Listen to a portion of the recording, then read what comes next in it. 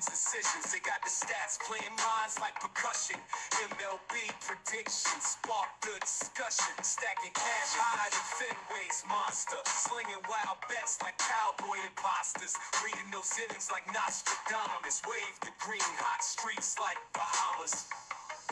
Spreadsheets everywhere, mathematician minds analyze the games, profits they grind, fastballs, curveballs, every pitcher's tail, in their heads, knuckleballs never fail. Erik reading numbers like tarot cards, David calling shots like all-star guards, money lines, parlays, come hit with precision, home run predictions, no intermission. High stakes, ballers cashing checks in, rise with the bets, swinging from the pen. Erik and David, masters of the scoreboard. MLB bets and claim they hoard. High stakes, ballers cashing checks in, rise with the bets, swinging from the pen. Erik and David, kings of the ledger. Baseball fortune, spread them like treasure. Hello and welcome to Diamond Bets for August 1st. How's everyone doing? My name is Erik. I'm the man behind eTalk21 Sports. And that guy right next to me is Dawson Leary's number one fan, David, a.k.a. Better DP21. David, how you doing today, my friend? Doing even better with that analogy. I appreciate it. You look like you were Team Dawson, dude. You still watching that show? What show? Dawson's Creek? Are you watching that? Dude. Are you still into that? Dude, I'm fucking Team Pasty all the way, dude. I mean, Dawson was a bomb, dude. He was a bomb. Oh, my guy E needs to get caught up on new shows. I do need to caught up on new shows. Interesting week in MLB. Obviously, the trade deadline. Yep. Before we jump into the bets, went 4-2 last week. Our DFS lineup hit 126.4. That finished 19th in our 50-50 contest that we entered. So we did hit the money, so we can't complain about that. So that's been killing it. Bets have been killing it. Before you jump into all that, we're just going to have two takeaways from the MLB trade deadline. David, takeaway number one. Yeah, I mean, mine's pretty simple, right? Pitching dominated the deadline, right? Like, I mean, your contending teams prioritize arms over bats. Flurry of moves, like, centered around starting and bullpen help. You could say that in New York, they're looking at end games by the end of the fifth inning. Like, as soon as the starter's done, they've got four closers in the back end of that rotation right now. Maybe one of the more, significant bullpens out there right now, just pretty deadly. So there's several top tier starters that, change teams. Shane Bieber was an interesting one, to see go from Cleveland to Toronto, indicating kind of just, again, how crucial pitching depth is for October. And, the market was just really aggressive for controllable arms. So, GMs were looking to pay a premium for impact talent beyond just rentals, in my opinion. That's my takeaway. I mean, that was the main thing I saw. I kept obviously blowing you up about Detroit and just where I thought they kept missing on those relievers that New York kept getting. My big takeaway, I have two takeaways. Takeaway number one, just to piggyback what you were saying. I don't remember, remember a couple, 10, 15 years ago, it was the Yankees had Nelson, Whiteland, and then Riviera. That's kind of what this reminds me of what they're doing. They're just going to shrink it, and they're just going to make this a shorter game. So obviously I agree with you at one. My first takeaway is I feel the Tigers were just like, hey, we know we're going to win the Central. October is going to be a crapshoot. We don't want to give away any of our top prospects. I feel that's how the Tigers approach the deadline. Yeah, and, I think it's also what do I want to say about the way their strategy is? I feel like it's old school versus new school, right? And I am comparing Detroit to New York because Detroit didn't really beef up their bullpen as much as I thought they would. Yeah. And they went out and got a couple arms, more maybe one starter. I can't remember exactly who right now. Morton, Paddock. Oh yeah, Paddock was the one. The reliever from the Guardians, and then Finnegan from the Nats. Finnegan, yep, exactly. So, like, they didn't beef it up as much. They're still playing the old school game of, hey, we're going to put our best talent against your talent come October, and hopefully ours wins out. And meanwhile, what I mean by new school is the fact of exactly what New York is doing. They are shortening the game, like down to about 5 innings. Detroit didn't take that same approach. A lot of teams didn't take that same approach, but there were a few that kind of have that same mentality out there for themselves. So I just know that new school mentality works for teams like the Dodgers, teams like New York. I mean, it's proof in the pudding in some of the series championships they've been getting. But I mean, yeah, I think I'd be interested to see just how that plays out for Detroit come October a little bit. Do you have any other takeaways from the MLB thing, or just the main thing with the pitchers making the moves? Pitcher was the main one. I thought there was a lot of conservative approaches from the GMs, right? There's so much trade buzz. I just felt like there weren't any real offices that were ready to part with top tier prospects, right? For very impactful, positions for themselves, right? I mean, main one was obviously Correa going back to Houston. That was totally unexpected. I didn't see that one coming. Nobody saw that, right? Like, and I think it kind of hints to the shortstop who's had a great season, whose name, of course, I'm spacing on. Does that mean his injury is a little bit bigger than we think it is? Probably. Pena, yeah. Does that mean his injury is a little bit more something than we think it is? That it's going to linger for a little bit longer? I do. But go ahead. I mean, my main thing there is just, there wasn't a lot of top tier prospects that got shuffled around. Teams were valuing more cost controlled talent and farm system depth, and more than ever, I think that's the one thing you saw. I mean, I got really mad at Atlanta. Like, good Lord, I was talking about it the week before where I'm like, yo, we should offload, not a fire sale, but there are some pieces out there that I thought they would try and look to get something back for their farm system, back for some top prospects. They didn't do that. They kept Ozuna. They kept Iglesias. I mean, they kept all these people that I really thought they would, end up on one of those types of teams like Detroit, whatever, looking for, where they would end up. So, yeah, there just wasn't a lot of top movers, other than Correa, to get out there. And I just felt like everybody took a really conservative approach this draft. New York jumped on some relievers, obviously. Like I said, it's a new school way of doing things in order to shorten the game for themselves. I'd be very interested to see how those arms hold out as they kind of take that through the rest of August right now into September, and just kind of how that rotation plays out on the back end. Because, I mean, I don't think Devin Williams is actually probably the best closer out of that group. I do think Bednar should probably emerge as that guy, maybe Duvall. But yeah, out of the 4 people that they have on that back end rotation, anyway. But yeah, I just didn't see a lot of top tier prospects getting shuffled yesterday. My big thing is last year at this time, there was a team that was 20-1 to just make the playoffs. And they didn't deal their high-end ace, and they ended up going on a run and making the playoffs. I'm going to bet that same thing again. There was a team, and all we heard about was they were trading their ace. Right. And they didn't do it. I'm talking about the Miami Marlins. They're finally starting to get healthy. They've been hitting the ball great. They didn't trade Sandy. They're 40-1 right now to make the playoffs, and they're only 7 games out of the playoffs.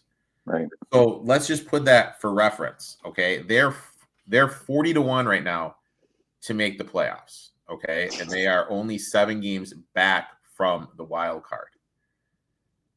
The Twins, who basically sold off everything, are plus 950.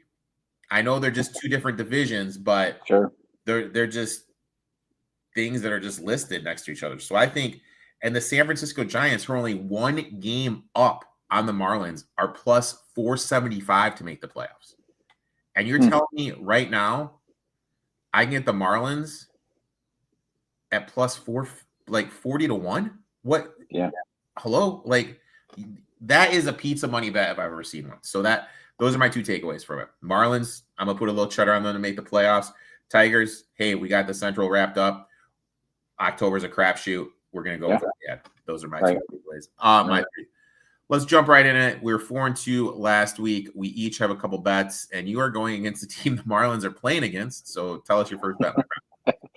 Yeah, so starting out the gate, looking at the Yankees on the run line, -1 at -125. So, again, a lot of trains of thought here. A little bit to do with everything they just did that I've been just saying here about the trade deadline takeaways too. But, Yankees have the hotter bats coming into this series, right? Number 7 ranked team in my offensive rankings. And, nothing to sneeze at. They've been averaging 6 runs a game for themselves. That was even without Judge. I know he's still out, I believe, on the IL. So this team is still, putting up runs significantly without him, which is great. And you love to see that. I always say, preach it, bet on the teams that are hitting all day long. So, and then when I look at actually the pitchers, what is his name? Jansen Junk is going for Miami. And he has, all right, so he's averaging a whip of about 1.5 over the last couple of weeks, 1.6. Anybody who's over a 1.4 in terms of the whip, really bad performance. They're putting people on, like I said, almost 1 to 2 people an inning.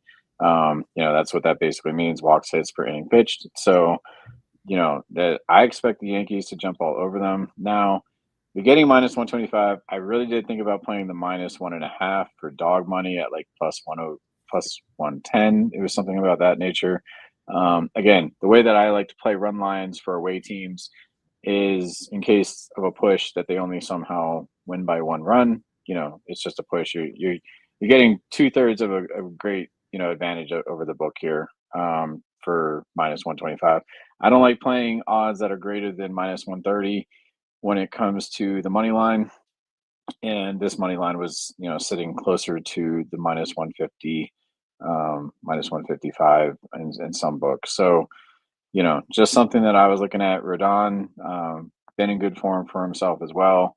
So definitely, was something that, he just had a whip under 1, over the last week for himself. So he's in really good form coming into this on the road against Miami, who has pretty cold bats for themselves. They're my number 25 overall ranked offense as well. They've only been averaging a couple runs a game. Literally 2.5 is what I've got the average at. So you can round that up or down, but basically the Yankees have been putting up twice that in terms of their run support for their pitchers. And I expect someone like Rodon to shut down Miami offense pretty quickly. And then I expect the newly refined Yankee bullpen to really kind of step it up and shut this thing down early and often. Yeah. As I just put in my 40-1 bet to make the playoffs, I get it. And one game, man. One game. This comment is 100% true. Dude, I was up there in Milwaukee last week. Dude, he pitches slow as shit, dude. Yeah. Slow as shit. Yeah. Speaking about the Milwaukee Brewers, my first bet is I took the Nationals and the Brewers over 8.5. First off, both these teams are smashing left-handed pitching right now over the past week. Brewers are top 5 in runs scored against lefties, and the Nationals aren't too far behind, sitting at 7th.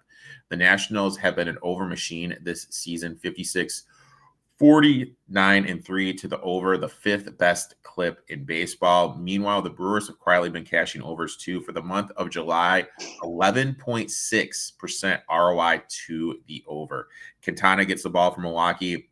His surface number is 3.5. ERA don't tell the full story. His expected ERA is 4.78, ranks in the 19th percentile.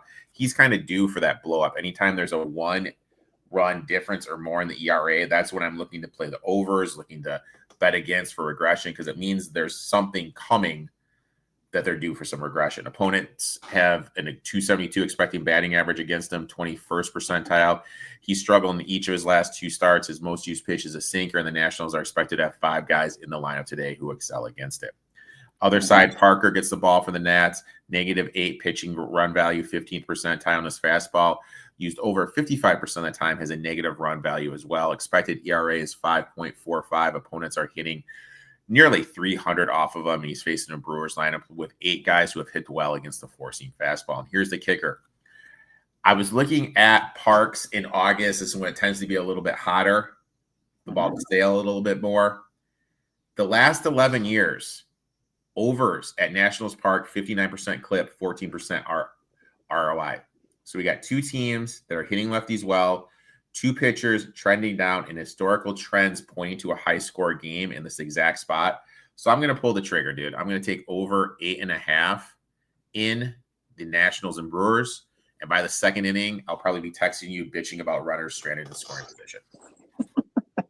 So if I'm going to pick a team for anybody out there, this is just an extra little added bonus. If I'm picking one side of this thing, I'm picking my Milwaukee to be that team to beat their team total as well. That's definitely the hotter team out of the 2. I got them ranked as my number 5 overall ranked offense coming into this series against the Nationals. Nationals is my number 26. So definitely an advantage on the Milwaukee side of the ball in a lot of ways, but I still like that over. Next one, my friend, and you're going to? I'm going to go exactly the 2 teams I keep talking about. There's nobody else to talk about today. No, I'm just kidding.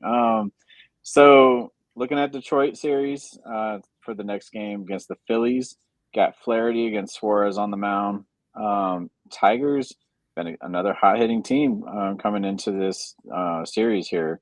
My number 3 overall ranked offensive team, averaging 8 runs a game over the last few games for themselves. So really, really hot bats in Detroit right now. Flaherty on the mound for themselves has a nice whip over the last week of 1. Over the last couple weeks, it's been more about a 1.4. So he's actually gotten into better form in recent weeks. He just had like 1 blow-up game, which I never put like a lot of stock into something like that. Every pitcher's going to have their one. So no big deal. But he's been in really good form for themselves over the last couple of weeks. On the other side, can't say the same for Ranger Suarez. Ranger for himself is averaging a whip of 1.4 over the last week, 2.1 over the last couple of weeks. So while his form has gotten somewhat better, game log and everything else for himself, I mean, he was a 3 just on July 20th for himself. He was 1.5 before that, 1.5. I mean, all of July, he's been getting knocked around. This guy's been in really, really piss poor form. So nothing that I want to hold stock in terms of Philly. Philly also got some kind of cold bats coming into this series for themselves, averaging as my number 20th ranked team in offense coming into this. They've been averaging 3 runs a game. So again, Tigers' output has been pretty large coming into this series for themselves. I really, really, think that they're going to jump on top of Ranger early and often. I like them for the game here. I like Flaherty, and just his overall form, as I like to always kind of put out there for everybody. Let's put together a strong pitcher with a really hot offense and, let that lead the way for us in terms of the stats and what they're saying. So, let's go Detroit plus 133 on the money line for the game. Yeah, I was looking at this one. I looked really hard at it, wanted to pull the trigger. My next one is I'm going out to Sacramento, man. As weird as it sounds. Give me the A's first 5 minus 115. To me, this is just a fade of the D-backs here. This team was expected to contend in the NL. Yeah. Now they're limping off the trade deadline. You got Burns out for the year. Kelly's been traded. Suarez has been traded. The clubhouse energy has to be at an all-time low for the season. And you really have to wonder what this mental mindset is going to be. Now, over the last 7 days against left-handed pitching, are you ready for these numbers? Let's go. D-backs, last in hits, last in runs, last in batting average. Do you know what me and you and the D-backs have in common against left-handed pitching over the last 7 days? We can't hit them. We have scored the same amount of runs. They have not scored a run in 7 days off of a left-handed pitcher. Let that sink in. Like, literally. They have not scored a run in 7 days off a left-handed pitcher. DeSofli is expected to open for Arizona. He's only going to go 3 or 4 innings. He leans on the slider, 24% usage, sinker 22% of times. A's actually match up really well against that. Sacramento has 9 guys with a positive run value against the slider, 6 guys in the lineup with a positive run value against the sinker. I just love the spot. First game, post deadline. Arizona, morale has to be really low. You're going to, it's not like you're playing the Yankees, playing the Red Sox, playing the Dodgers, playing a team that you're going to get pumped up for. You're going to Sacramento to play in a AAA stadium. I'm serious. You know what I mean? I know. And the A's, you can say what you want about them. They've been a dumpster fire this year. I thought they were going to tend for a playoff spot, but they're young, hungry guys that are going to compete. Completely different makeup than the D-backs. I'm going to take the it's so hard not to say Sacramento A's. I'm going to take the A's minus 115 for the first. Nice. Well, I'm not far behind you, because my last bet is A's for the game.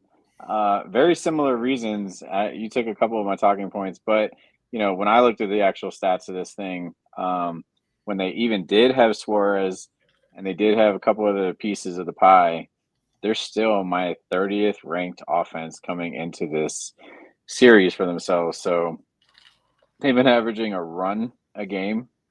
Yeah. A's have been averaging 4 to 5 runs. They're not too bad. They're not too shabby. They're more middle of the pack in terms of their offensive ranking right now. They got a few, people. Obviously, I think everybody knows the name Nick Kurtz by now. So, there's definitely some, like you said, some young talent that's, showing their colors here. I agree. Morale game, on the road, going to play. I like a lot of this. The only thing that I did notice is just, like I said, DeSclafani is not in bad form. Lopez can match him. But overall, I think the overall offense of the A's is going to, show up here and win this game. My last bet, going out to Beatontown. Nice. Give me Duran over 1.5 hits, runs, RBIs. Got this at even money. Absolutely locked in against righty pitching over the last 7 days. 3rd in hits, 4th in runs, 4th in RBIs. He's cleared the number 2 of his last 3 games. Continue to be the spark plug for the Red Sox offense. Hunter Brown is on the mound tonight for the Astros. Throws a 4-seam fastball over 40% of the time.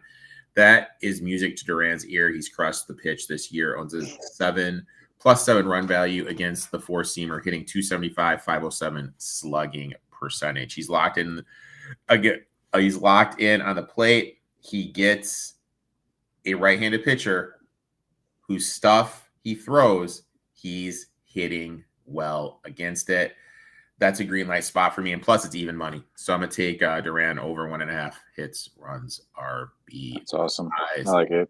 Now, let's go into the ever-popular Home Run Parlay. David and I each pick 2 guys, put together a nice little round-robin parlay. Your 2 guys, go ahead, my friend. Yeah, I just touted him a minute ago. Going Nick Kurtz from Oakland. Again, definitely someone who's just swinging a ridiculously hot bat for himself right now.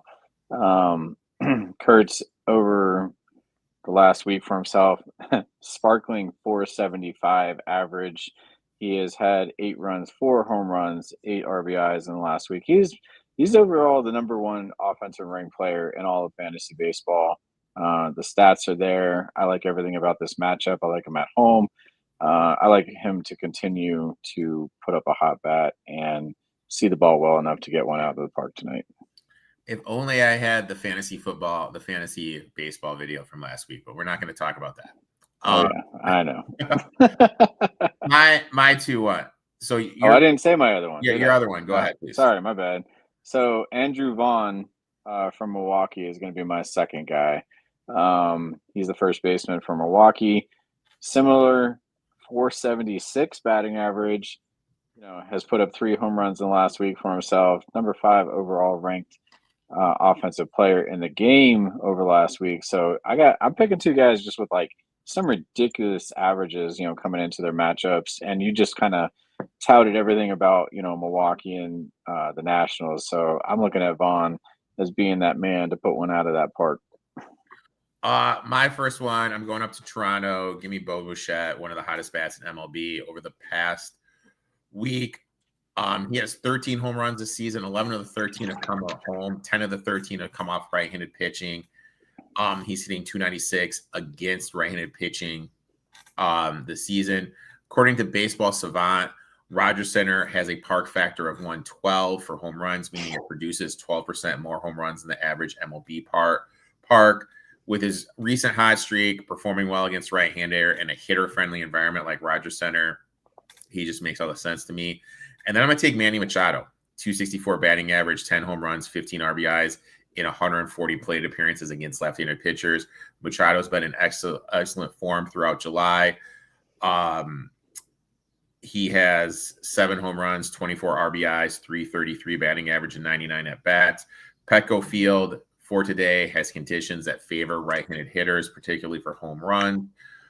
According to Baseball Savant, Petco has a factor of 118 for right-handed home runs over the last 3 years, meaning it produces 18% more home runs for right-handed batters compared to an MLB thing. That just reminds me, I was supposed to be in fucking I was supposed to be at that fucking game tonight. Like literally, I was supposed to be in fucking I'm supposed to be doing this. Aren't you supposed to be here for No, you're supposed to be out here with America's team for the Pittsburgh series. Oh, come on, dude. Come on. I'm fumble. Like my whole summer's been one big fumble after another. Let's go ahead. Let's bring up this old DFS lineup. Let's build it. Guys, you got to do the 50-50 in this. Okay, that's the key. Like if you're legitimate about making money in this, the 50-50 is the way to go. I got to find my window, dude. Wait. You said Detroit's not available. I don't know how right? you do work, but Detroit is not available. My thing is I always get so many fucking windows up on my computer that it's like just way too much for me. All right, so let's jump right into this. You are the pitching whisperer, my friend. Where are we going for pitching?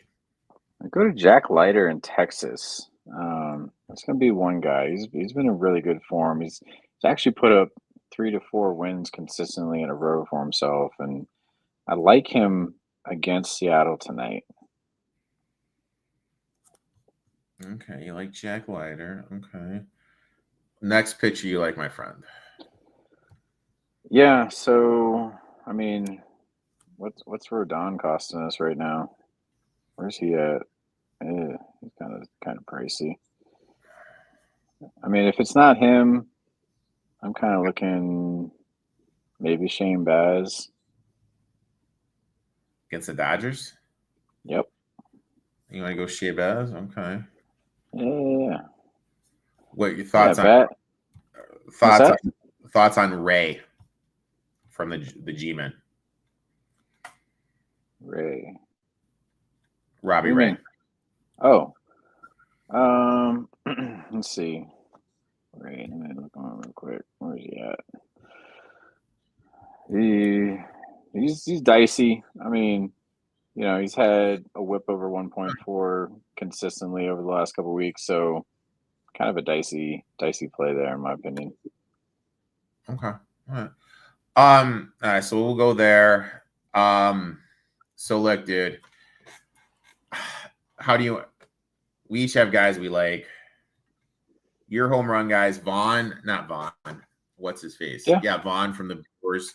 He's not in. Your other guy, goddamn, who is your other home run guy? I'm already spacing, dude. Kurtz. You want to go with Kurtz? Yeah. He could be. He's already at 5,900. Okay. So if we go with Kurtz, I really like Bo tonight. You like who? My boy Bo. Oh, Bichette? Dude, I'm on a first name basis with these guys. Okay, like you made me just a professional talking last name. I mean, I'm sorry, your screen's a little blurry. I'm having a hard time trying to read whatever the hell you're selecting. Okay, I'm sorry, dude. I'm sorry. Okay, so I put in Bo Bichette. Now, I mean, Bo knows. Bo knows. Bo knows. Now, I kind of look at it like the games we need to attack. I want to go carries in Langoliers. I want to go Langoliers for athletics for catching if we can. I don't know where he's going to rank in terms of cost, but if he's too expensive, I got a couple other players like, Okay. Higgy in Texas. But yeah, all right, he's not too bad. He's not too badly priced. I think 4,300. I think that says 40 something. Yeah. 4,300. Yep. So Okay. my thing, I'm looking.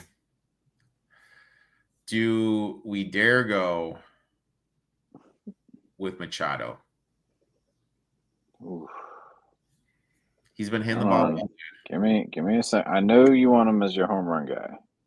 I love. And he's tearing the cut. I mean, he's batting 520. Yeah, man. I think it's worth it. I like the Padres tonight against the Cards anyway. So I don't mind it. I think there Duran. was. I kind of feel we need someone from the Tampa Dodgers game just because the ball carries so much out there. All right. So if we were gonna go to this game right here, Tampa Dodgers. I'm gonna give you first guy. Taylor Walls. Which position are you looking to fill? Second? We can go second. We can go outfield. What does Walls play again? He plays outfield. Shortstop. Taylor. We already got Bichette, so he's out.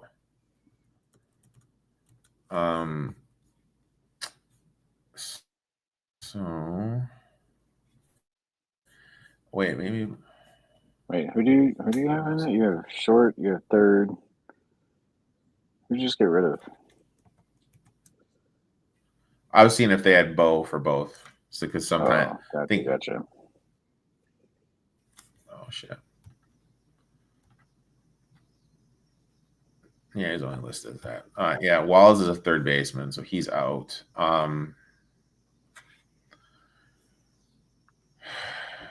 Walls is a second shortstop, excuse me, so he's out. No one from the Dodgers is really hitting the ball that well right now. That's the thing. Not really. I mean, if I'm looking at second base, I'm looking at someone like Lennon Sosa from the White Sox. Sosa's he's been on fire. He's been doing good.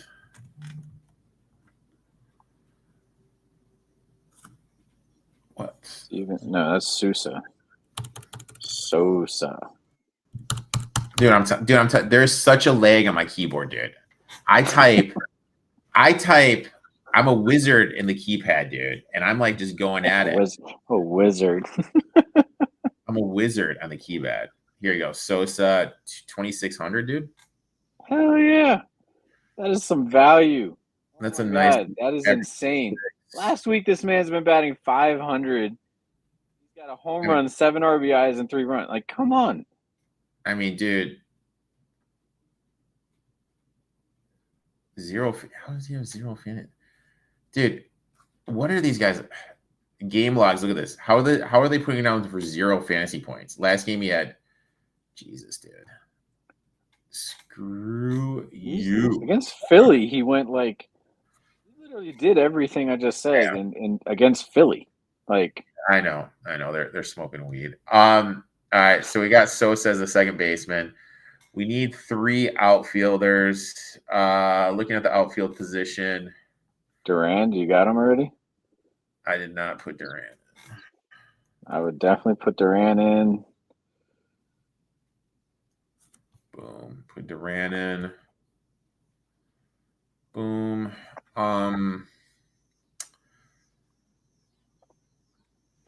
Garcia's the third baseman. All right. So what about Atlanta already played? Damn it. Yeah. What about Tommy? What about Garcia? Michael Garcia, is he available? No, he's a third baseman. Mm. I'm pretty sure. Let me double check. Val Laureano. Yeah, for the Pods. Yeah. Who do you want? Laureano. For what team? Ramon Laureano. From what team? The Padres. Padres. Well, he's there now. He got traded there. But make sure he's playing. Yeah, let's hold off on that one because they don't have him listed. And last week everyone was blowing me up because teams were fucking like rain delays, games canceled, and trampled down the lineup, dude. So trust me. My DMs were blowing up. So how about Talkman for the White Sox as well? Maybe he's been on fire. Mike Talkman. All right, so we do that. That leaves up with 4,500. What world are we living in? We're living in Nemo, Ward, Quan, Beck. I don't know. Carter, maybe Carter. Carter looking like. Let me see here. I mean, I'm kind of tempted to go Schwarber. Again, Kyle Schwarber. The only Schwarber I know of. No, Philly's not on the docket though, dude. Oh, my bad. Philly's not on the docket. Stanton's been killing the ball, dude. Who? Gio. Oh, Stanton. Yeah. From the Yankees. I mean, I'm looking at him. We can go Stanton. Second most home runs, return to Miami. Sorry, I can't read the blurry screen to tell what price tag he had. So sorry, dude. Sorry, man. Sorry, dude. So tough. Blame, tough, man. Yes, man. Oh wait, it cleared up for a minute. I was actually able to get a picture of this thing. Oh, dude, it's fucking Xfinity, dude. Xfinity in Chicago is fucking nasty, dude. So, so let's just go over these really quick. Our DFS lineup, we went Leiter, Bereza. Jesus, I can't even talk. At our pitcher position, Laurinalgis, Kurtz, Sosa, Machado, Bichette, Duran, Churchman from the White Sox, and Gio Stanton make his return to Miami in our DFS lineup. Home run parlay. I had Machado, Bichette. David had Vaughn and Kurtz. Spacing on that. Oh, great. He's freezing. And then for bets, David. Man, this internet hits, is runs, something else. RBIs over. All right. We're going to cut it short because my internet's acting up. I appreciate everyone tuning in, and we'll be back next week. Same time, same back channel. Make sure to give that man a follow. Peace out, guys. Thank you.